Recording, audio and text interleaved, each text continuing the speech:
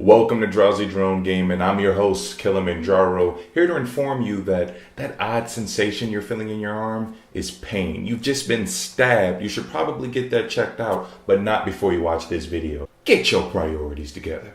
So last week we looked at the games that I'm most looking forward to this year. This week we're going to go over the games that I loved last year. So without further ado, here's my top 5 favorite games of 2014. Bringing up the rear at number 5 is Mercenary Kings. Now, I got this game for free on PlayStation Plus, and this game has pleased me in such a way that if Loretta pleased me in that way, I'd say, ooh, that's nice. This game is loads of fun, and while it was not fully optimized for the PS4 with oddly long load times and slight stuttering at the beginning of levels, I can still say that side-scrolling shoot-'em-up action hasn't been this good since Metal Slug. And on top of that side-scrolling action, it also adds a weapon customization system that is surprisingly deep. It easily earns its place at number 5. Next up on my list is the poorly named Super Smash Bros. For Wii U and 3DS.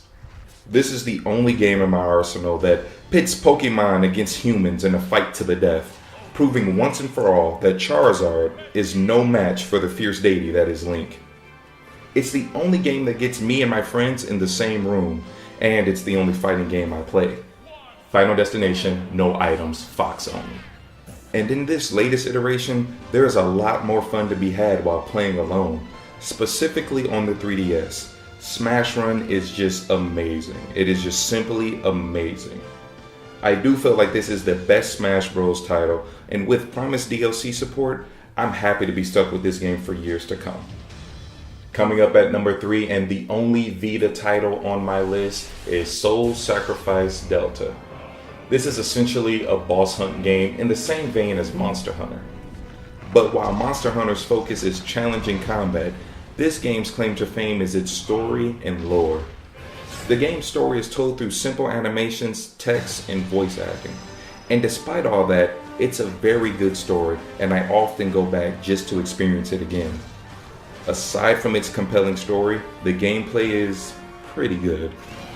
It's action-oriented, and as a result, it doesn't have as much depth as I would like. There is a huge focus on sacrifice in this game, and it affects everything, from the narrative to your attacks, to your teammates, to the monsters themselves. There is too much to this game to describe here, but I did do a full written review. The link's in the description below if you're interested.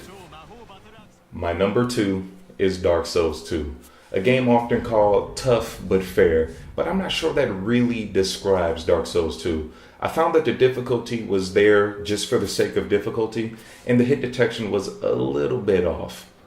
I'd call it challenging and fair-ish. But even with that, this game is awesome. The gameplay is that slow and methodical action that we need more of, and the way the world is crafted is very immersive. Most of the time. In true Dark Souls fashion, every win is rewarding and every loss is devastating.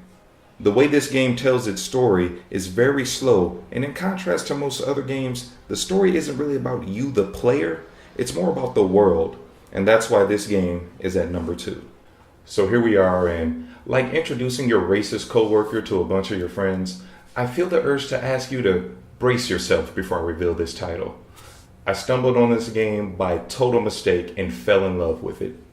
My number 1 game for 2014 is Shovel Knight. This game has provided me with unbelievable amounts of entertainment. It's a firm reminder of why indie developers are invaluable to the gaming industry.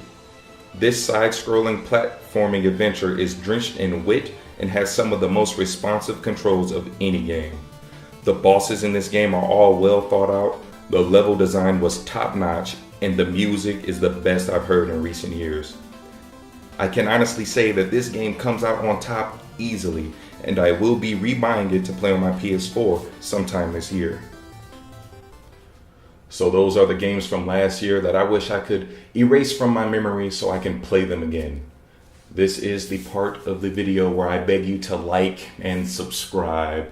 My wife has promised not to kill me in my sleep if I get up to 40 subscribers by next week. But still, no pressure. I'm going to kill myself tonight just to be safe. Thank you guys for watching. Have a good one. And as always, play responsibly.